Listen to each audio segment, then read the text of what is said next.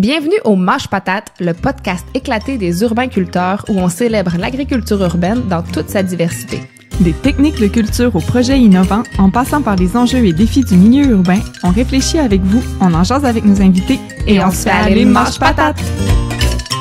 Bonjour, bienvenue au Mâche Patate, le podcast des urbainculteurs. Je m'appelle Marie-Hélène Dubé, je co-anime Mâche Patate avec ma collègue Marie-André Asselin. Allô! Salut Marie-Hélène, dis-moi, toi, quand t'étais enfant, est-ce que t'as déjà été dans un camp de vacances? Oui, ça m'est arrivé quelques étés. Oh, est-ce que ça t'a marqué? Oui, quoique c'est pas nécessairement toujours pour des bonnes raisons, ça dépend lesquelles. Je me rappelle, entre autres, d'avoir été comme malade au milieu de la nuit sur une petite île qu'on était allé en canot camping, puis de devoir revenir en bateau à moteur dans le noir pour aller à l'infirmerie, ça c'était pas super. Mais bon, la majorité de mes souvenirs, c'est plus des jeux, des chansons, de l'hébertisme, tellement un mot qu'on n'utilise jamais en dehors du cadre des camps de vacances. C'est clair! Puis j'ai entre autres beaucoup aimé le camp de vacances des débrouillards où j'étais allée. On faisait plein d'expériences scientifiques, puis c'était vraiment cool, ça. Toi, est-ce que t'es allée dans des camps un peu? Oui, moi, j'étais une grande fan de camps quand j'étais enfant. J'étais allée 2 années de suite au camp Claret. Puis j'ai vraiment adoré mon expérience. Écoute, on était tout le temps dehors, on dormait sous la tente, on faisait de l'hébertisme également, puis plein d'activités de plein air. Mais le matin, c'était quand même différent parce que leur fonctionnement, c'est que on se réveillait le matin très tôt. On enfilait tout de suite notre maillot de bain et on allait se lancer dans le lac. Oh. Et on faisait quelques petits exercices. Ils appelaient ça de l'Arctic Power. Donc, je peux vous garantir que ça réveille le matin. Mais en fait, c'était vraiment plaisant. Fait que je garde en effet là, de très, très beaux souvenirs de ça. Est-ce que tu continues le matin à te lancer dans l'eau froide pour te réveiller? Non, c'est pas resté. C'est pas resté, malheureusement. Mais pour revenir à nos moutons, pourquoi on vous parle de souvenirs d'enfance aujourd'hui? C'est pas parce qu'on est nostalgique, quoique peut-être un petit peu, mais parce qu'on veut vous parler d'un camp de vacances en particulier qui met l'agriculture au cœur de ses activités. Oui, on a bien hâte d'en savoir plus, mais juste avant d'accueillir notre invité, on prend un petit instant pour vous dire que la présentation de cet épisode est possible grâce au soutien de SmartPot, qui sont des pots de jardinage en géotextile souples, légers et durables. Les SmartPot permettent une croissance vigoureuse et productive des plantes en assurant une bonne oxygénation des racines et un bon drainage. Ce sont des super pots qu'on utilise aux urbainculteurs depuis près de 10 ans, donc visitez www.smartpots.com pour en savoir plus. Mais sans plus tarder, on accueille Alexandra Gendreau-Martineau, agricultrice éducatrice à la ferme Marichel. Allô? Allô les filles, ça va bien? Oui, merci. Toi aussi? Oui, super. Bienvenue à Mâche Patate. Merci. Est-ce que, Alexandra, tu peux commencer juste par te présenter un peu puis nous expliquer vraiment en gros là, c'est quoi la ferme Marichel? Ouais, la ferme Marichel, en fait, c'est premièrement une ferme familiale qui existe depuis la 5e génération, si je me trompe pas, de famille Martineau qui était sur la terre depuis longtemps. Puis, c'est une ferme qui, depuis les années 90, donc précisément 95, a développé un volet d'accueil agro-touristique lié à l'éducation, principalement orienté vers les enfants. Donc, l'idée, c'est de faire de l'éducation à l'agriculture, à l'environnement, sur un milieu agricole, destiné à des enfants. Donc, en 95, on a accueilli nos premiers campeurs sur la ferme familiale. Donc, c'est vraiment 2 entités, la ferme pédagogique, la ferme Marichel, qui viennent ensemble, qui sont intimement liées, puis qui vivent aujourd'hui en cohabitation, puis qui font en sorte que la ferme familiale continue d'exister, mais qu'il y a aussi un OBNL qui est naturellement relié à tout ça maintenant, puis qui fait en sorte qu'il y a plus de 200 enfants chaque été qui viennent passer des séjours plus ou moins longs, donc de 3 nuits à 12 nuits sur la ferme. Cool. C'est situé où? C'est situé à Sainte-Agathe-de-Lotbinière. La ferme, en fait, là, c'est un élevage de moutons, je l'ai pas dit tantôt. Fait que ça, c'est notre principale production à la ferme, mais c'est une ferme aussi de grande culture diversifiée. Donc, on a un potager là qui va servir à nourrir tous les enfants, puis la famille, évidemment. Environ 1000 mètres carrés là, de produits de légumes variés. On a une vingtaine de cochons au pâturage, une centaine de poulets aussi qui vont être qui sont élevés pour la viande, une basse-cour avec des poules, tout ça. Donc, selon les années, ça varie un petit peu dans les petits animaux, mais vraiment, notre troupeau de moutons qui est toujours sur place à l'année.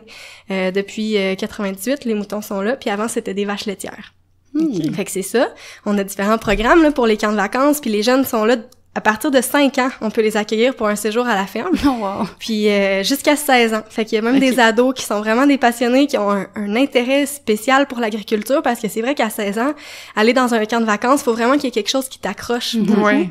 Puis nous, on les rejoint à ce niveau-là. Fait que c'est vraiment des jeunes qui ont un intérêt marqué pour le milieu agricole, mais aussi d'être dehors en plein air, pas nécessairement au lac, à la montagne, mais dans un environnement agricole qui est tout à fait présent au Québec, partout, puis qui nous représente beaucoup, qui nous touche tout le monde. Parce que l'agriculture, ben ça nous permet de manger. Puis c'est clair. Fait que ça fait le résumé un petit peu. Puis sinon, ben on offre aussi des classes nature. Mais on parlera pas nécessairement de ça aujourd'hui parce que c'est vraiment pendant la période scolaire.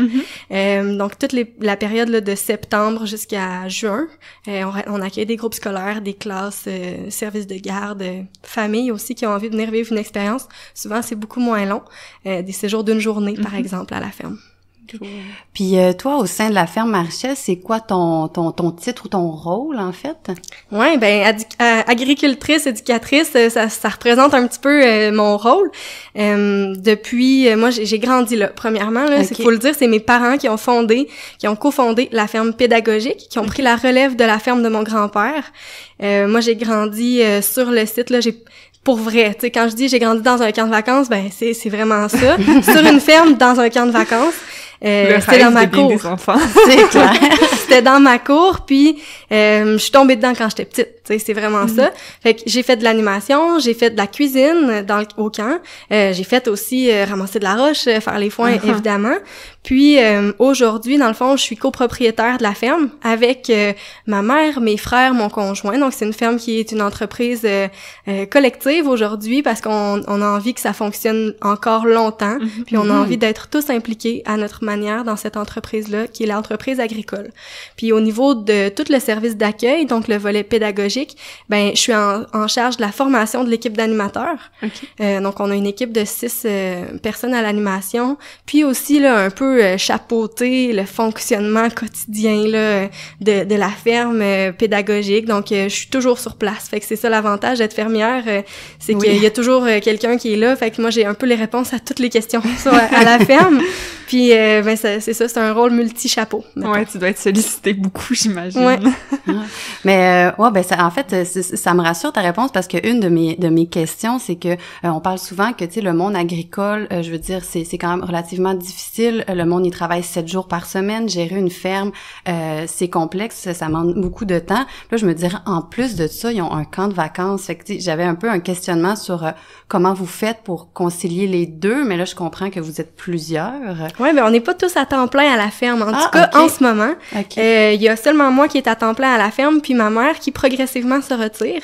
Mais là, beaucoup encore, évidemment, puis on compte vraiment sur son appui, puis son aide est vraiment précieuse, là, c'est certain. Fait que on est les deux qui se partagent le quotidien du travail à la ferme, puis mon conjoint qui est là aussi pas mal. Fait que moi puis mon conjoint, on habite dans la maison familiale, à la ferme carrément.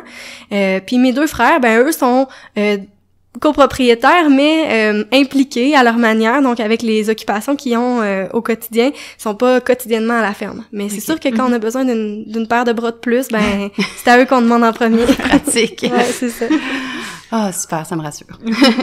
Puis, ben tu parlais, entre autres, ça m'a fait penser à ça quand tu parlais des ados tantôt, tu sais, de les accrocher avec un thème, tout ça. Est-ce que les jeunes qui viennent dans les camps de vacances, ils viennent principalement de la ville? Est-ce qu'il y en a qui viennent de la campagne quand même s'ils vivent déjà sur un milieu agricole? Mettons, ils viennent du pareil? Oui, il y a vraiment des jeunes de tous les niveaux, de tous les milieux. Des jeunes de milieux ruraux, il y en a beaucoup.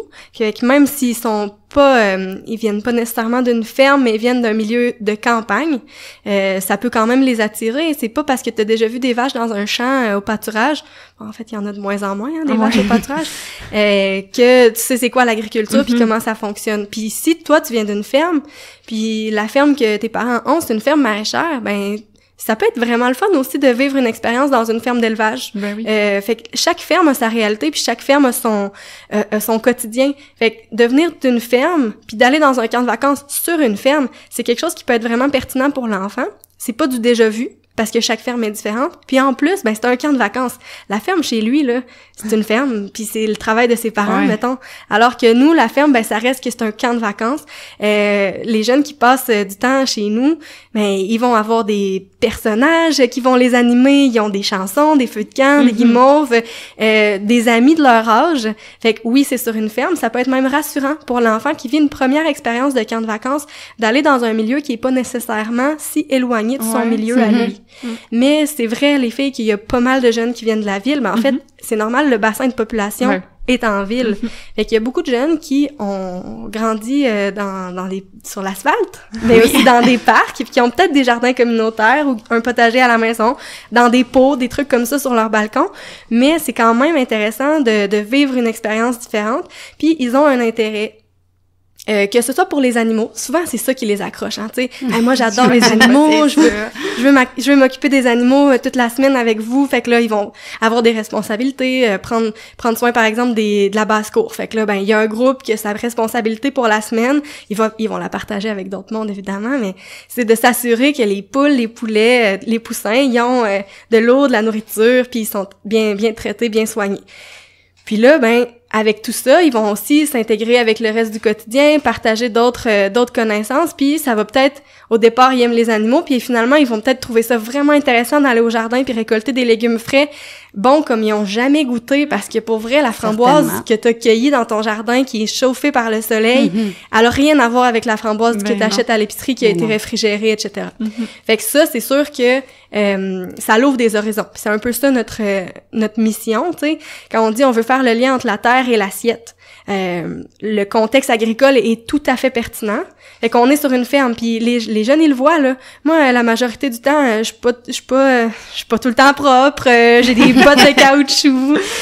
Puis là ils trouvent que j'ai des gros bras puis des trucs comme ça. J'ai pas des si gros bras que ça, mais c'est comme un peu de voir, ok, ça démystifie aussi le métier de l'agriculteur. C'est un métier qui est souvent méconnu, peut-être aussi pointé du doigt à certains moments dans certains contextes par rapport à l'environnement. Les agriculteurs ont été souvent pointés du doigt comme étant des pollueurs, mais c'est vraiment une manière pour nous de valoriser le métier d'agriculteur, puis de montrer que c'est tellement des personnes passionnées, impliquées, intéressées dans leur travail, que c'est vraiment une expérience extraordinaire de pouvoir partager du temps avec eux.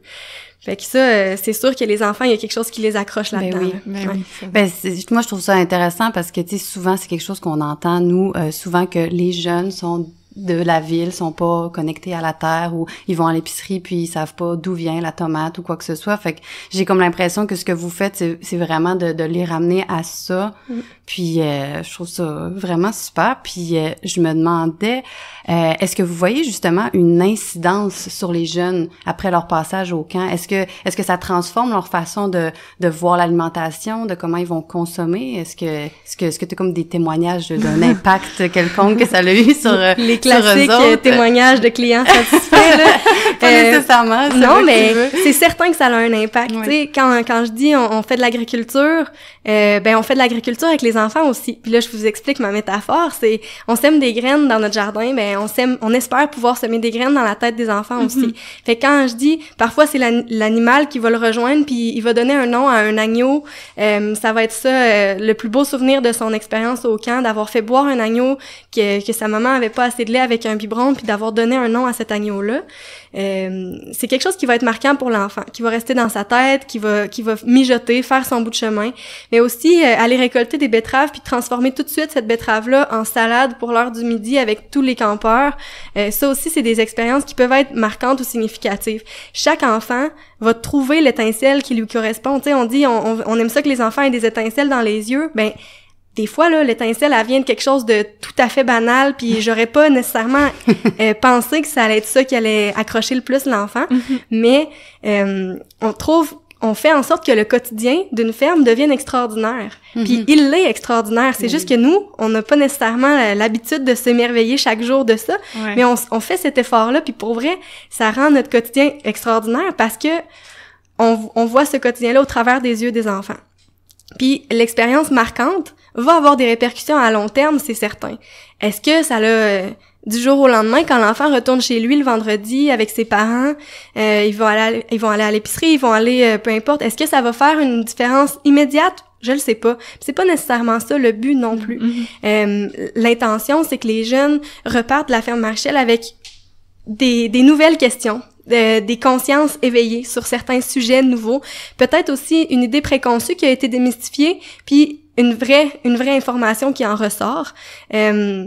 Tu sais, les enfants, eux, sont ouverts à ça. Ils ont encore toute la curiosité dans leurs yeux, dans leurs regards, dans leurs questions.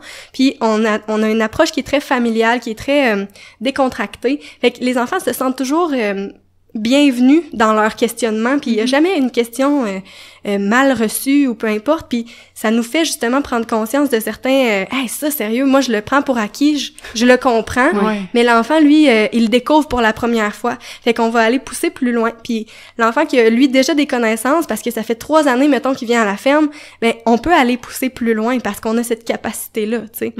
Mais c'est ça, j'allais te demander un peu comment étaient comme véhiculer les apprentissages. Fait que, est-ce que c'est beaucoup par le travail directement sur la ferme ou est-ce que vous avez comme des animations, je sais pas, là, comme pré-montées, tu sais, des activités? Évidemment, là, faut se donner un espèce de cadre parce que on est qu'il y a 6 personnes à l'animation, faut qu'il y ait une régularité là-dedans, faut qu'on soit capable d'assurer la qualité de notre service, tu sais. Faut qu'à chaque année on soit capable de maintenir tout ça. Fait que oui, il y a des activités qui sont encadrées ou on a par exemple un objectif d'activité avec un matériel nécessaire pour pouvoir le faire. Ça c'est sûr.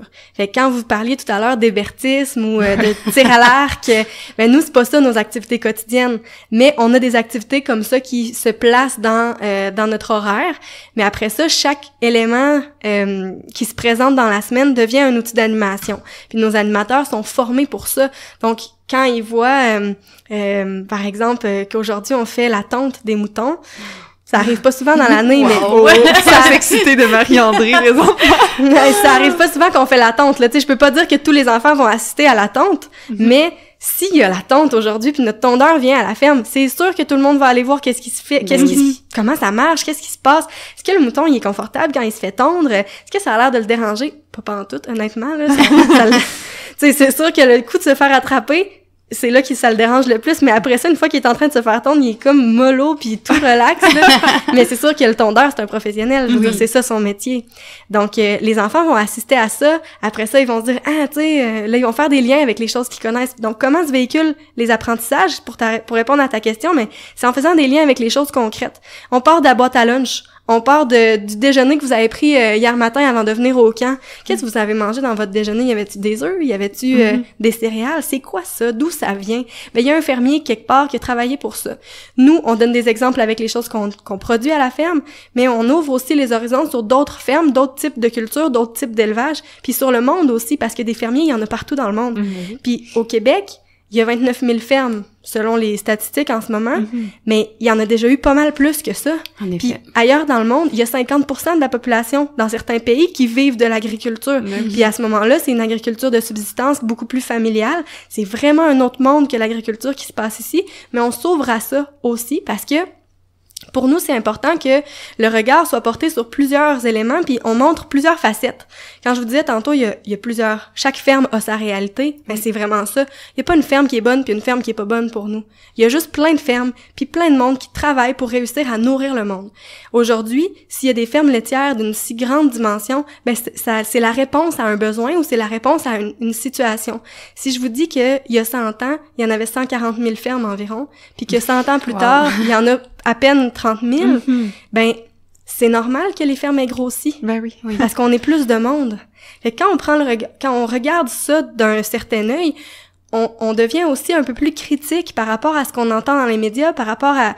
Puis tous les enjeux peuvent être abordés. Tu sais, chaque été, on a une thématique, on aborde des sujets d'actualité, souveraineté alimentaire, changement climatique, qui touchent l'agriculture. Puis ça fait en sorte que d'une année à l'autre, on se renouvelle. Parce que oui, comme je vous dis, on peut pas passer à côté de la bergerie. C'est une activité qui revient tout le temps. Mais les enfants qui reviennent d'année en année, puis je vous dis, là, il y en a environ 30% des enfants qui reviennent. C'est vrai? Ben, eux, là, ils veulent aller chercher quelque chose de plus. Fait que nous, on amène une nouvelle thématique qui devient un fil conducteur pour nos activités quotidiennes. Puis, ça fait en sorte qu'il y a des nouveaux regards, une nouvelle ouverture qui se passe sur certains sujets. Puis là, il y a un voyageur du futur qui vient nous parler de changement climatique. Puis, on a besoin de l'aider à réparer sa machine à voyager dans le temps. Puis là, il y a un personnage autochtone qui vient nous donner une recette de potion magique. Tu sais, je vous dis, c'est un camp de vacances, là. Tout ce qui a n'importe quelle idée nous vient en tête, on le fait, puis ça marche. Fait que dans le fond, les enfants, ils embarquent avec nous là-dedans. Puis on parle d'agriculture, on les fait mettre leurs pieds dans la terre, on leur fait mettre les mains dans le jardin. Puis au final, c'est ça qui va être marquant, c'est ça qui va toucher. Tu sais, on croise des gens, on fait des salons de promotion de camps de vacances, des trucs comme ça. On croise des gens qui nous disent « Hey, moi, je suis venue, j'avais 8 ans, c'était dans les années 90. Tu sais, moi, j'étais petite aussi à cette époque-là, j'avais le même âge qu'eux ou presque, puis on avait fait du beurre, je me rappelle, tu sais, puis ça, pour nous, c'est vraiment mission accomplie. Même si l'adulte d'aujourd'hui, l'enfant de l'époque, se souvient d'avoir fait du beurre à la ferme, il était sur une ferme, il avait vu la vache, il avait touché la vache, puis il avait compris que le beurre, ça venait de la crème, puis ça, c'est un lien qui existe encore aujourd'hui dans sa tête. Mm-hmm. Est-ce qu'aujourd'hui, il fait l'épicerie différemment? Peut-être. Est-ce qu'il est un peu plus sensible à la production d'aliments locaux, à différentes réalités qui nous touchent? Peut-être aussi. Puis si c'est pas le cas, c'est pas si grave. Mais il va peut-être dire à ses enfants, quand il va en avoir, tu sais, « Hey, moi, je sais comment faire du beurre, t'as-tu envie qu'on le fasse? » Peu importe, tu sais, chaque élément est important, puis chaque élément fait une différence pour nous. Mais il y a quand même des histoires, là, quand on parlait tantôt, puis là, ça me vient en tête, des jeunes qui sont venus à la ferme, qui viennent pas du tout de milieu agricole, que leurs parents sont pas du tout non plus dans ce milieu-là, qui ont grandi là au centre-ville de Québec, peu importe, puis sont venus à la ferme avec leur école pour une première fois une journée en première année ou deuxième année. Puis là, ils sont revenus dans la saison d'après au camp de vacances parce qu'ils ont vraiment aimé ça. Puis leurs parents leur demandent « Veux-tu faire un camp de vacances? » Ah ben oui, à la ferme Marchel, ça serait le fun, tu sais. Mais là, ils viennent au camp à la ferme, puis reviennent d'année en année, deviennent aide-animateurs après avoir été campeurs jusqu'à la limite de l'âge possible. Là, ils disent « Hey, j'aimerais ça commencer à travailler avec vous. » Donc, nous, on prend des aides-animateurs entre, tu sais, quand ils sont trop jeunes pour être animateurs pour vrai. Puis à partir de 18 ans, OK, tu peux être animateur dans notre équipe. On fait les entrevues, puis là, l'expérience de travail, puis de partager à d'autres enfants ce que eux ont vécu quand ils étaient petits, puis en plus de ça, d'orienter leurs études ou leur parcours scolaire dans un milieu agricole, donc de faire une technique à l'ITA, par exemple, à la Pocatière, ou même de rentrer en agronomie à l'Université Laval. On en a des exemples de jeunes qui sont passés par la ferme, se destinaient pas nécessairement à ça. Mais qu'est-ce qui serait devenu s'il avait pas été à la ferme? On sait pas. L'influence que ça a, oui. Puis on est conscient de ça maintenant parce que ça fait 25 ans qu'on en fait des camps de vacances. Mais à l'époque, je sais pas si mes parents pouvaient estimer qu'il allait avoir ce genre d'impact-là, mais je pense que en étant des personnes passionnées qui transmettent cette passion-là aux enfants, ça peut pas faire autre chose que communiquer un intérêt. Puis l'enfant qui se découvre des passions, comme s'il pouvait aller au musée puis découvrir une passion pour l'art ou aller au Cosmodome puis de vouloir devenir astronaute, aller sur une ferme, ça peut développer des passions puis on en est super content puis super heureux, même si c'est pas ça l'intention à la base. Non, c'est clair, mais tu sais, déjà qu'il y a des camps de vacances, justement, c'est des événements marquants tu sais, tout court, là. Tout le monde a des souvenirs on s'en rappelle beaucoup, mais en plus, quand c'est sur un contexte, tu sais, de quelque chose qu'on recroise 3 fois par jour, comme tu disais, en mangeant, tu sais, on s'en rappelle encore plus, je pense, parce qu'on a comme plus c'est ça, d'éléments qui ressuscitent notre souvenir. Fait que je pense bien que le lien doit se faire assez rapidement, là.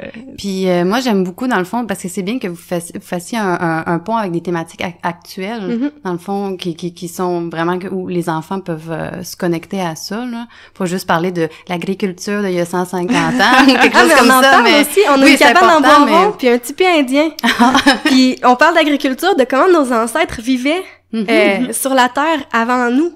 Puis eux aussi, ils entretenaient un lien avec la terre qui est pas le même que nous aujourd'hui. Puis on essaie de voir qu'est-ce qui nous ressemble là-dedans, puis qu'est-ce qu'on a gardé de nos ancêtres, puis des choses comme ça. Mais c'est aussi l'aventure là d'aller dormir une nuit dans une cabane en bois rond, faire du pain dans un four à pain avec un feu, puis pomper l'eau à la pompe, etc. Fait que tu sais, ça c'est vraiment quelque chose pour nous. Les enfants apprécient vraiment beaucoup cette expérience-là, mais ça nous permet de parler de l'agriculture comme à l'époque, mais on se projette aussi dans l'avenir. C'est important, Je me demandais, mettons, dans une saison de camp de vacances, vous recevez environ combien d'enfants? Bon an, mal an, c'est sûr que ça varie, hein, d'une année à l'autre. On reste un service que c'est pas un besoin essentiel, hein, les camps de vacances. Fait qu'il y a des années qui sont moins positives que d'autres, si on veut. On a toujours l'objectif de recevoir entre 200 et 300 campeurs. Ben oui. Fait que ça, c'est vraiment... Puis pour nous, ces campeurs-là qui viennent passer plusieurs nuits à la ferme, c'est vraiment quelque chose de marquant, puis c'est vraiment une expérience qui est significative. Pour l'autonomie du jeune aussi, tu sais, passer une semaine dans un camp de vacances, là, ben prendre sa douche tout seul. Moi, quand je suis allée dans un camp de vacances quand j'étais petite, parce que oui, j'ai fait d'autres camps de vacances que chez nous, tu sais, nos parents, ils voulaient qu'on s'ouvre aussi à d'autres horizons. Ben, j'ai appris à prendre une douche pour aller dans un camp, là. Parce qu'avant, c'était un bain, tu sais, quand t'as 5 ans.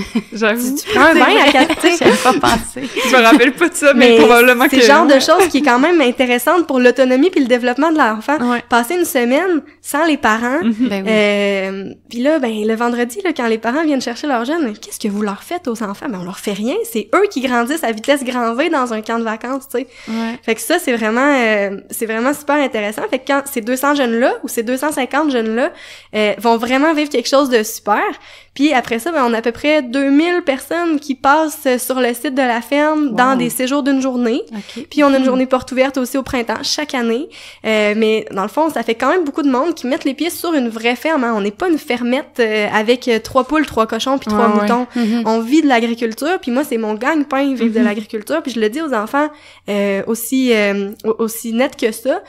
Si je vivais pas de l'agriculture, je n'aurais pas autant de moutons, là. Moi, c'est parce que je vends de l'agneau que je peux vivre de l'agriculture. Puis on produit le foin que nos moutons mangent, tu sais, donc on fait ce lien-là. Puis on explique aussi comment ça fonctionne, dans le fond, au rythme de chacun des enfants, puis pour qu'ils puissent comprendre comment ça marche, une ferme. Quand tu parles de 200-300 jeunes, évidemment, c'est pas à la fois, là. Donc, en une fois, c'est quoi le maximum d'accueil que vous avez? Dans le fond, l'été est réparti sur 9 semaines. À peu près, là, selon les étés, quand l'école finit, quand l'école recommence. Donc, l'été 2019, cette année, là, on a commencé nos camps de vacances le 23 juin. Puis ça se termine cette année le 23 août. Fait que ça tombe pile comme ça. Il y a 9 séjours dans l'été. Ça commence le dimanche, ça se termine le vendredi, la majorité du temps. Puis on accueille au maximum 35 enfants à la fois. Donc on a 35 lits. C'est ça qui vous donne un peu le... Puis on a une capacité. Donc si on fait 9 fois 35 campeurs, sinon ça peut aller... Tu sais, il y a certains séjours que... Évidemment, on a des ratios hein, avec les groupes de 14-15 ans. Il peut y avoir plus de jeunes dans un même groupe parce qu'ils n'ont pas besoin du même nombre d'encadrement, de la même quantité d'encadrement qu'il y a des jeunes de 5-6 ans. Mais ça, dans le fond, on est accrédité par l'Association des camps de vacances du Québec. Puis ça, c'est un gage de qualité puis de fiabilité parce que toutes nos mesures, tous nos ratios, notre formation, toutes les normes de sécurité qu'on applique sont régies par le cahier de charge de l'Association des camps. Puis fait qu'on est un même camp, on est un camp au même titre que Trois-Saumons puis Kenogami qui sont des camps là de longue date puis qui ont une expérience de vie incroyable. Mais eux, ils accueillent ça 300 enfants dans une semaine. Oh mon Dieu. Des fois. Tu sais, nous, on est le plus petit camp de vacances de l'Association des camps du Québec. En tout cas, jusqu'aux dernières nouvelles, là. Puis le deuxième plus petit après nous, je pense qu'ils sont comme le double. Ils sont 70 enfants à la fois. Mais en même temps, on imaginerait mal comme 300 enfants dans la bergerie ou en train ou au potager à faire des récoltes. C'est ça, mais nous, ça fait partie de l'approche qu'on veut avoir quand je vous dis c'est une dynamique familiale. C'est vrai, là, tous les enfants se connaissent. Puis tous les animateurs connaissent tous les enfants, puis ils connaissent la fermière, puis la fermière les connaît, tu sais, on les connaît par leur nom. Puis moi, quand on prend les inscriptions au mois de février, mars, tu sais, dans le coin de la semaine de relâche, que les inscriptions commencent à rentrer beaucoup, puis là, je vois le nom d'un campeur, puis c'est cool, il revient cette année, il amène son ami ou il amène son petit frère, tu sais, on les connaît pour vrai, là, on connaît leurs parents. Souvent aussi, leurs parents vont acheter de la viande d'agneau, tu sais, fait il y a comme un lien qui va se tisser. Ils repartent de la ferme le vendredi, ils achètent un paquet de côtelettes pour faire sur le barbecue en famille durant la fin de semaine. Fait que, tu sais, c'est vraiment une dynamique familiale. Les gens se sentent bien sur place, les enfants aussi, puis leurs parents. Puis souvent, c'est une des choses, un des éléments qui fait que les parents vont choisir le camp de vacances. C'est une des choses qui nous distingue, en fait, la ferme Marchel, c'est qu'on est vraiment tout petit. Puis ça, il y a beaucoup de monde qui sont intéressés par cette approche-là. On fait partie des camps un peu différents. Ça fait moins peur aux parents anxieux qui laissent leur enfant la première fois partir. Ben oui, exactement. Puis t'as mentionné au niveau des visites qu'il y avait environ peut-être 2000 personnes qui passaient par année. Est-ce que ça, c'est strictement réservé aux enfants aussi? Ou si, mettons, moi ou Marie-Hélène, on aimerait ça aller visiter parce que là, tu nous as donné la piqûre. Est-ce que vous faites un peu de vulgarisation pour les adultes? Oui, ben en fait, dans toutes sortes d'occasions, quand c'est des regroupements de familles là qui viennent, tu sais, les 40 ans de notre cousin qui fête son anniversaire en famille, ou je sais pas trop là, anniversaire de mariage des parents, des trucs comme ça, ça peut être une occasion de venir faire une activité spéciale sur la ferme.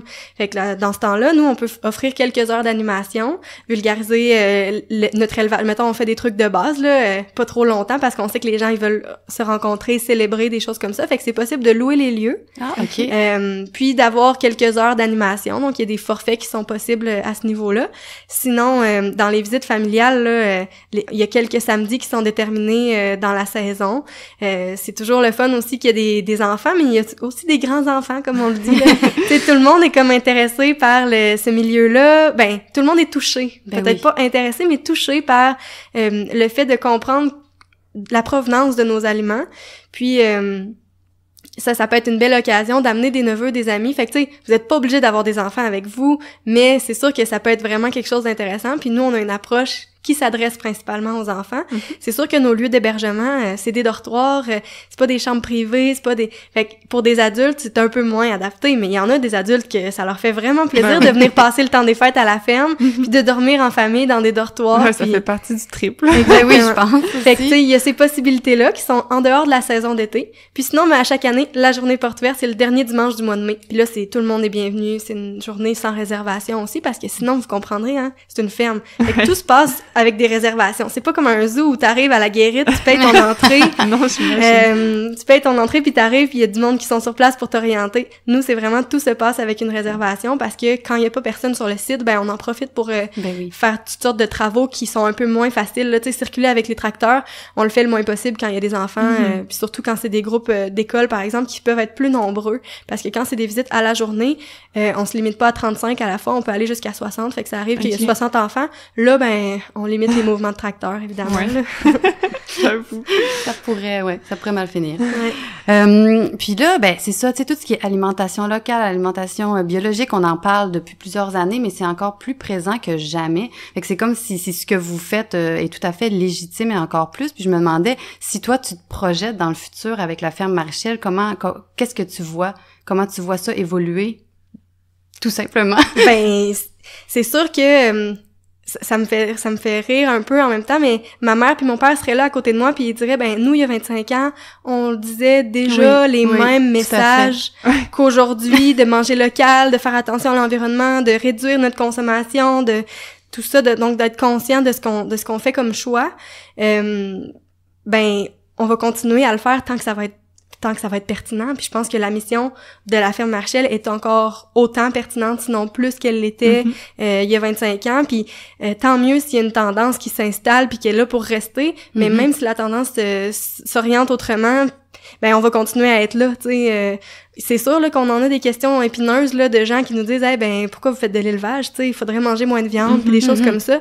Mais l'élevage quand même a une utilité, puis nous on engraisse nos sols pour, tu sais, faut quand même avoir, puis les engrais verts sont importants là, mais ils font pas exactement la même chose qu'un bon fumier, donc c'est sûr que on réfléchit à ces choses-là, puis quand on se projette dans l'avenir, ben moi je prends la relève de la ferme là. Ça fait un peu plus d'1 an que je suis à temps plein à la ferme. Là on est durant l'été, fait que moi j'attends un bébé. Puis je vais avoir un bébé bientôt. Fait que c'est sûr qu'on se projette aussi dans l'avenir parce que mes enfants vont grandir dans ce même milieu-là que moi j'ai grandi. J'ai envie qu'ils puissent avoir accès à toute cette beauté-là, mais aussi à toute cette richesse-là. Puis que la ferme continue à évoluer au rythme qu'on lui donne selon les projets qu'on a. Fait qu'on va continuer à faire de l'élevage diversifié, proche de ce que nos ancêtres faisaient, parce que nous, ça reste vraiment de petite taille. Tous les animaux vont dehors, tout ça. Fait que c'est sûr que on veut continuer là-dedans, mais peut-être qu'on va développer un volet un peu plus maraîcher, légumes, ou peut-être qu'on va faire de la recherche, puis du développement, puis des trucs comme ça. On reste ouvert à toutes sortes de possibilités. L'important, c'est qu'on puisse en vivre, puis continuer à faire vivre cette terre-là. Ouais, puis je pense qu'avec le camp de vacances, en plus, ça ben t'as pas de l'air d'avoir un manque de passion, clairement, mais tu sais, en plus, je pense que côtoyer les enfants, puis comme tu disais tantôt, comme voir à travers leurs yeux, là, le renouveau, je pense que ça peut vous aider aussi à, tu sais, à perdurer dans le temps, à garder comme votre intérêt parce qu'on le sait que l'agriculture, c'est difficile, là, puis qu'il y a bien des agriculteurs qui... Ouais, puis il y a bien des agriculteurs qui nous trouvent un peu farfelus aussi, là, Comment ça, vous amenez 35 enfants à la fois sur votre ferme en été, tu sais, vous aimez ça, vous en donnez plus, tu sais. Ben oui, mais on a une équipe qui est là pour ça. C'est ça que t'as expliqué un peu plus tôt. Puis la ferme, ben c'est une ferme de petite taille pour le moment, tu sais, fait qu'on est comme puis on n'a pas nécessairement envie de grossir puis de devenir des géants, fait qu'on veut vraiment continuer dans ce sens-là, mais d'arriver à en vivre puis d'arriver à avoir une qualité de vie aussi qui nous correspond puis qui convient à ce qu'on souhaite.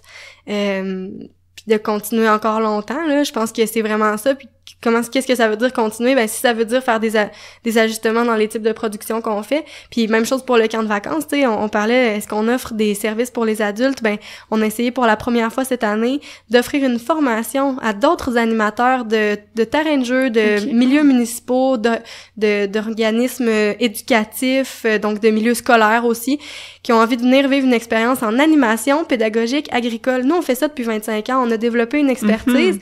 Donc, on veut partager ça pour créer des agents multiplicateurs qui vont aussi dans leur milieu. Même s'il n'y a pas une ferme, il suffit d'un jardin, il suffit de quelques pots avec la terre, il suffit d'un couvoir, puis faire éclore des œufs, toutes sortes de choses comme ça pour faire ce lien-là avec l'agriculture. Puis, les gens qui viennent vivre cette expérience-là d'une fin de semaine de formation à la ferme vont repartir avec un bagage de leur côté qui vont aller pouvoir faire rayonner. Fait que ça, c'est peut-être aussi une avenue intéressante, donc de partager notre expertise. Puis peut-être que des fermes pédagogiques, ben il y en aura plus au Québec aussi dans un avenir. Puis ça, c'est quelque chose qui nous ferait vraiment plaisir on voudrait bien contribuer à ça parce que on l'a fait, on l'a réussi. Puis je pense qu'après 25 ans, ben on n'est pas une entreprise en démarrage là. On a montré qu'on est capable d'y arriver malgré les années plus difficiles. Tu sais, tout ça fait en sorte qu'on est riche de cette expérience là. En fait. Puis vous êtes vraiment un bel exemple, fait que c'est vraiment super. Oui. Ben on vous souhaite tout le meilleur en tout cas pour l'avenir. Puis merci beaucoup d'avoir pris le temps de tes journées clairement très occupées. Ça me fait vraiment plaisir d'être là. Merci à vous de l'invitation. Ça nous fait très plaisir aussi. Et vous, les auditeurs qui nous écoutez, auriez-vous aimé fréquenter la ferme Marichel? Est-ce que vous aimeriez ça voir vos enfants là-bas? Ben venez donc nous en jaser sur Facebook en dessous de la publication de l'épisode. Ça va nous faire plaisir de vous lire. En tout cas, si ça vous intéresse d'inscrire vos enfants, même si on est rendu en juillet, il y a toujours des possibilités, là, peut-être des disponibilités auprès du camp de vacances. Donc, contactez directement la ferme Marichel pour vérifier ça. Puis aussi, justement, les classes vertes, peut-être que vous pouvez en parler aux profs de vos enfants ou en tout cas, vous pouvez aller visiter ça. Puis, aller voir sur le site de la ferme Marichel, il y aura plein d'informations. Puis vous l'avez entendu en début d'épisode, on a été commandité par SmartPot, donc les pots de jardinage en géotextile qui permettent de cultiver de tout, partout, facilement et à faible coût. Visitez www.smartpots.com pour en savoir plus. Puis on vous rappelle aussi d'ailleurs que les commandites, c'est une manière pour les urbainculteurs de couvrir les frais de production associés à Mâche Patate, mais l'autre chose qui peut vraiment nous aider, ça vient de vous en fait. Donc si vous aimez Mâche Patate, abonnez-vous pour que les nouveaux épisodes vous apparaissent dès leur sortie. Parlez du podcast à vos proches aussi, puis laissez-nous des bonnes notes et des avis sur Apple Podcast ou la plateforme que vous utilisez pour nous écouter. C'est comme ça qu'on peut continuer à faire grandir Mâche Patate.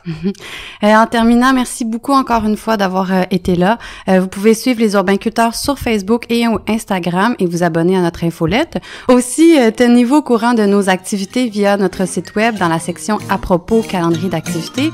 Nous tenons régulièrement des activités au Grand Marché de Québec, donc jetez un coup d'œil sur l'horaire si ça vous intéresse. On se retrouve dans 2 semaines. Bye bye. Bye bye.